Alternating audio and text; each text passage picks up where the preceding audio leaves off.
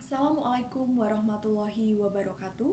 Shalom, Om Swastiastu, Namo Buddhaya, dan salam kebajikan bagi kita semua.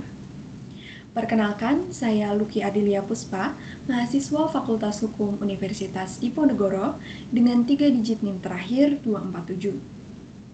Pada kesempatan kali ini, saya akan memaparkan legal opinion mengenai pertanggungjawaban hukum pelaku dan pemenuhan hak korban dalam kasus kekerasan seksual oleh M. Rajendra terhadap mahasiswi berinisial RV dalam rangka memenuhi tugas mata kuliah argumentasi hukum. Dalam legal opinion ini, saya mengangkat dua isu hukum utama sebagai berikut. Yang pertama adalah bagaimana pertanggungjawaban hukum M. Rajendra sebagai tersangka pelaku tindak pidana kekerasan seksual dalam konteks kasus ini. Dan yang kedua, bagaimana langkah hukum yang dapat ditempuh oleh RV selaku korban atas tindak pidana kekerasan seksual yang dilakukan oleh M. Rajendra. Adapun untuk menganalisis dua isu hukum yang telah saya sebutkan sebelumnya, didasarkan pada dasar hukum sebagai berikut. Yang pertama, Kitab Undang-Undang Hukum Pidana yang selanjutnya disebut dengan KUHP. Yang kedua, Undang-Undang Nomor 12 Tahun 2022 tentang Tindak Pidana Kekerasan Seksual yang selanjutnya disebut dengan UU TPKS. Dan yang terakhir adalah Peraturan Presiden Nomor 55 Tahun 2024 tentang Unit Pelaksana Teknis Daerah Perlindungan Perempuan dan Anak yang selanjutnya disebut dengan Perpres Nomor 55 Tahun 2024. Adapun isu hukum yang telah saya uraikan sebelumnya didasarkan pada suatu rangkaian fakta hukum yang telah saya susun sebagai berikut. Bahwa pada tanggal 13 Oktober 2024, seorang mahasiswi sekaligus anggota mahasiswa pecinta alam atau Mapala Dimitri Universitas Nuruddin Hamzah Jambi berinisial RV menjadi korban dugaan pemerkosaan oleh teman seangkatannya bernama M. Rajendra. Bahwa pada hari yang sama, M. Rajendra membujuk RV untuk mengantarkan pulang setelah kegiatan orientasi Mapala. Di tengah perjalanan, M. Rajendra membawa RV singgah ke tempat kos rekannya di Mendalo, Muaro Jambi dengan alasan hendak mandi terlebih dahulu. Bahwa di tempat tersebut diduga terjadi tindakan pemaksaan seksual di mana M. Rajendra menarik tangan RV hingga tak berdaya dan kemudian memaksanya untuk melakukan persetubuhan. Bahwa setelah kejadian tersebut, RV merasa kesakitan dan segera menghubungi senior serta keluarganya untuk melaporkan perbuatan M. Rajendra. Bahwa senior RV memanggil kedua pihak untuk melakukan klarifikasi terkait dengan peristiwa tersebut. Bahwa keluarga RV kemudian melaporkan perbuatan M. Rajendra ke Polda Jambi dengan menyertakan bukti medis yang telah mendukung laporan mereka. Bahwa berdasarkan laporan tersebut, tim Renakta Ditreskrimum Polda Jambi berhasil mengamankan M. Rajendra dan menetapkannya sebagai tersangka. Bahwa dari hasil pemeriksaan, polisi menemukan 4 koleksi video asusila pribadi di ponsel milik M. Rajendra yang melibatkan 4 perempuan berbeda. Bahwa video-video tersebut diduga digunakan oleh M. Rajendra untuk mengancam para korban.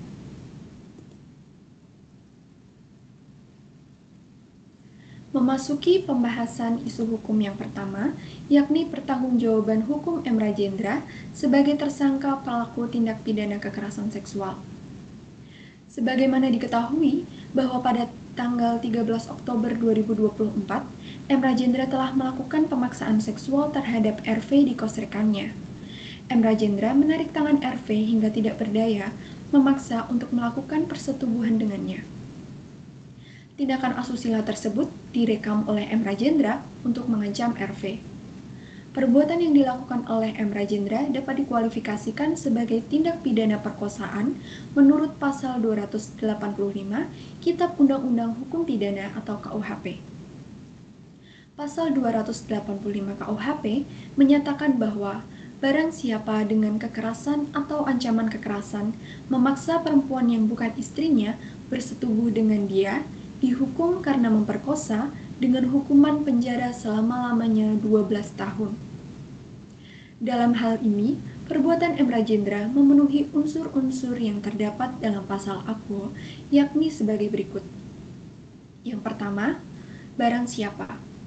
Unsur ini merujuk pada pelaku tindak pidana, yaitu M. Rajendra. Yang kedua, dengan kekerasan atau dengan ancaman kekerasan.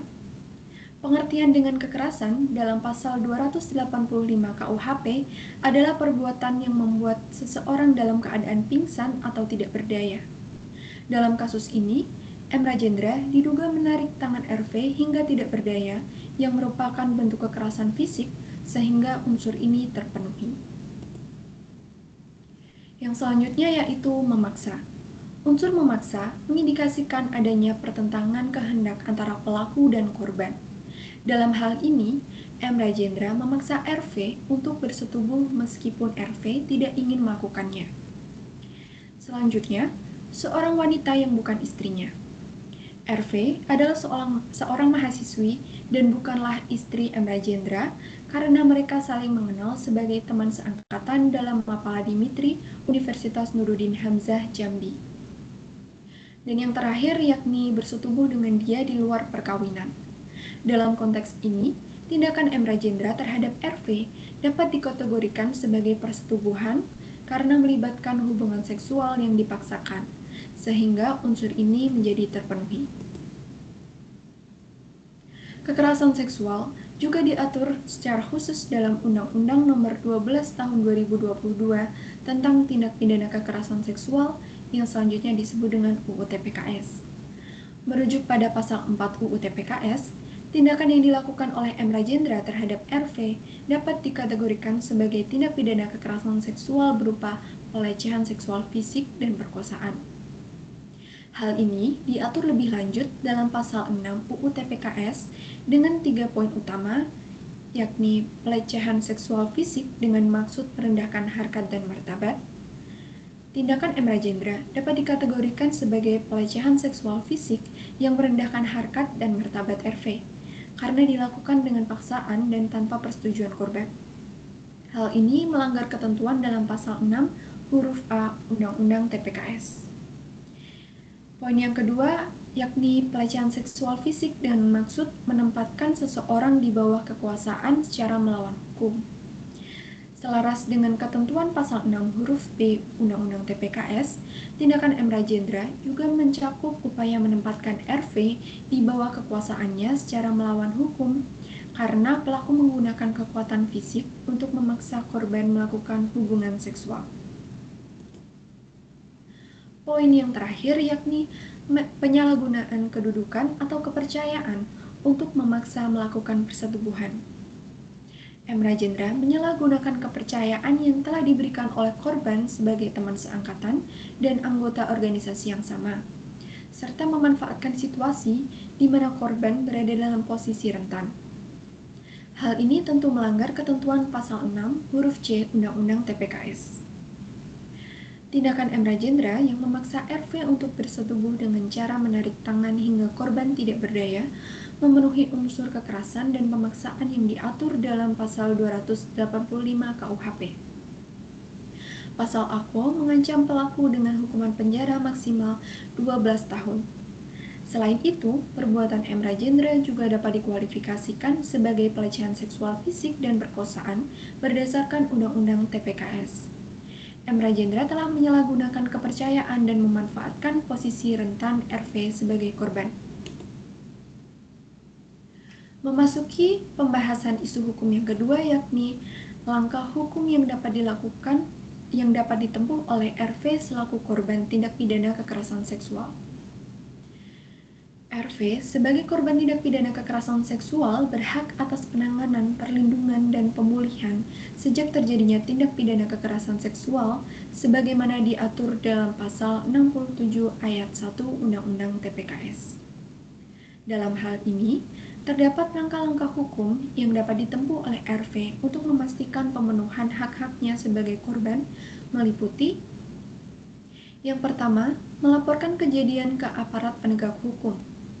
Langkah awal yang sangat penting setelah terjadinya kasus kekerasan seksual adalah melaporkan kejadian tersebut ke pihak berwajib, seperti kepolisian, unit pelaksana teknis daerah perlindungan perempuan dan anak atau UPTD-PPA, atau lembaga penyedia layanan berbasis masyarakat, baik di tempat korban berada maupun di tempat terjadinya tindak pidana, sebagaimana diatur dalam pasal 39 Undang-Undang TPKS.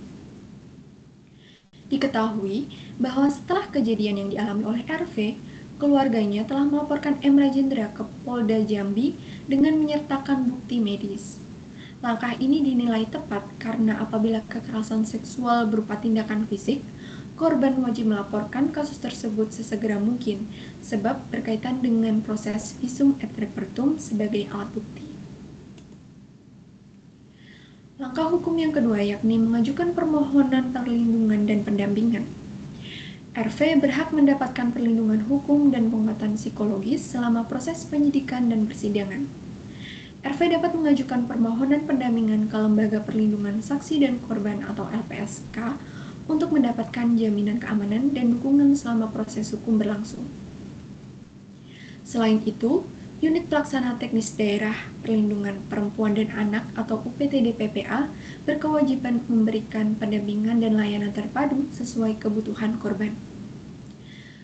Berlandaskan pada ketentuan Pasal 13 Ayat 2 Perpres Nomor 55 Tahun 2024, apabila perlu dilakukan penguatan psikologis terhadap korban tindak pidana kekerasan seksual, UPTD-PPA Provinsi dan UPTD-PPA Kabupaten Kota memfasilitasi korban kepada fasilitas pelayanan kesehatan, unit pelaksana teknis yang menyelenggarakan urusan di bidang sosial, Kepolisian Negara Republik Indonesia, organisasi perangkat daerah, dan atau kementerian atau lembaga terkait.